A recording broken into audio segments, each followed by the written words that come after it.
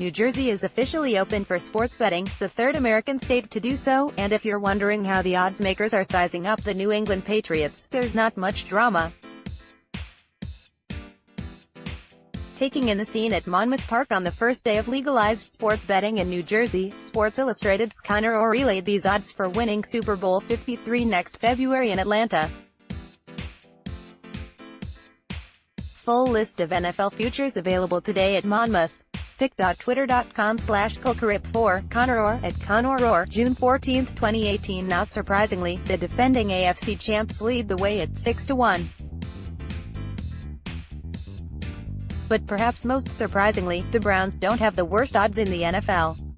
Yes, despite an embarrassing 1-31 record over the last two seasons, the Browns currently have better odds than the Cardinals, Redskins, Dolphins and even the Bills, who are coming off their first postseason appearance in 18 years. Most of the highlights of Tom Brady's sit-down with Oprah Winfrey were released here and here last week before the interview was broadcast Sunday morning on Winfrey's own channel.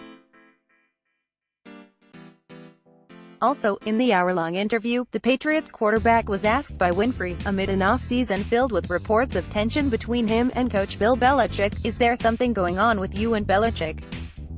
No. I mean, I love him," Brady said. "I love that he is an incredible coach, mentor for me. He's pushed me in a lot of ways. Like everything, we don't agree on absolutely everything, but that's relationships."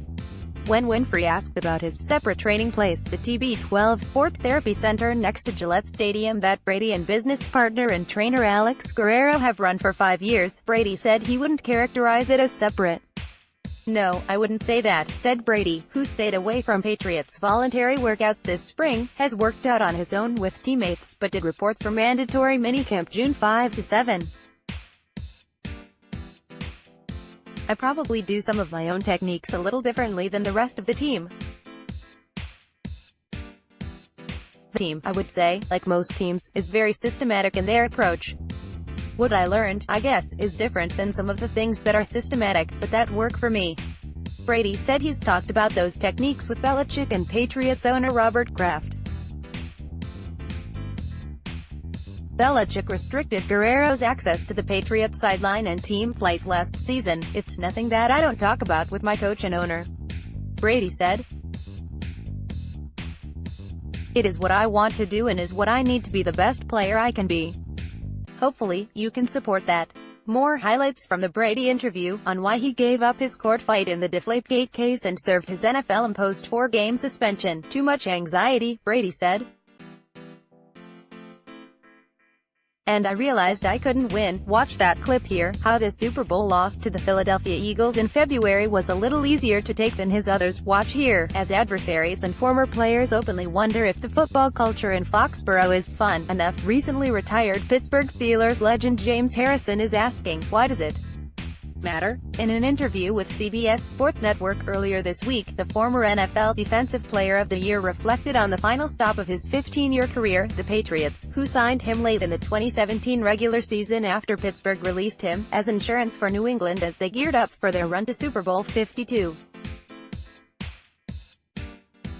The biggest takeaway from his time with the Patriots?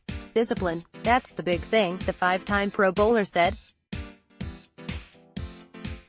"They're not going to ask you to do anything that is outside of what you're capable of doing.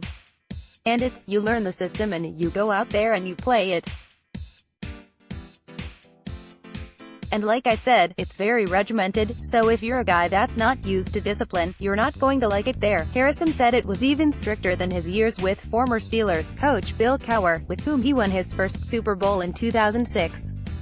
"Cowher wasn't as regimented as Bill Belichick was," Harrison said.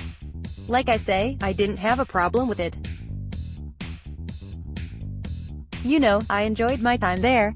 I thanked them for the opportunity they gave me to continue to play." More Pats. New Jersey likes Pats' chances for Super Bowl LIII. Philadelphia Eagles offensive tackle Lane Johnson has repeatedly mocked the Patriots since his team them in Super Bowl LII, calling them arrogant and fear-based organization, even telling the Pardon My Take podcast, "I'd much rather have fun and win a Super Bowl than be miserable and win 5 Super Bowls. Meanwhile, 49ers defensive end Cassius Marsh, who was released after 8 games with the Pats, Pats in 2017, says he hated his time in New England and didn't have fun. Telling the San Francisco Chronicle, "I confronted Belichick about all the things that were going on. I won't get into detail, but it was BS things they were doing. It just wasn't a fan."